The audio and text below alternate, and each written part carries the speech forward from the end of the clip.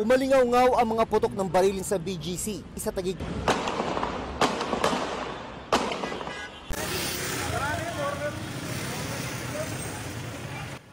Napahinto ang mga sasakyan. May mga napatakbo para makaiwas sa disgrasya. Isang umaandar na puting SUV ang target ng mga namamaril na lalaki. Operasyon pala ito ng PNP Anti-Kidnapping Group. Matapos ang habulan at barilan, na-corner at napalibutan ang target na isang Chinese national. Isinakay siya sa ambulansya dahil sa tama ng bala sa likod.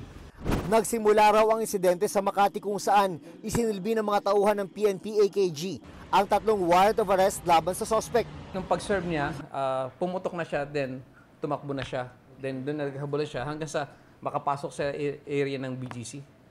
Walang nasugatan sa panig ng mga pulis. Wala ring sibilyan na tinamaan ng ligaw na bala.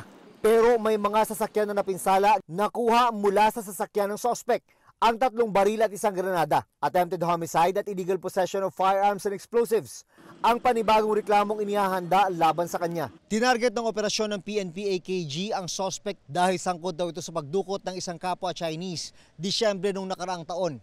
Ang suspect daw ang nag-withdraw ng $80,000 to ransom pero hindi pinakawalan ng biktima na hanggang ngayon ay hindi pa rin mahanap. Ito po ay isang pagkakataon para masilip namin yung ibang mga kaso pa. Baka may involvement siya. So it's good at nakuha namin siya ng buhay.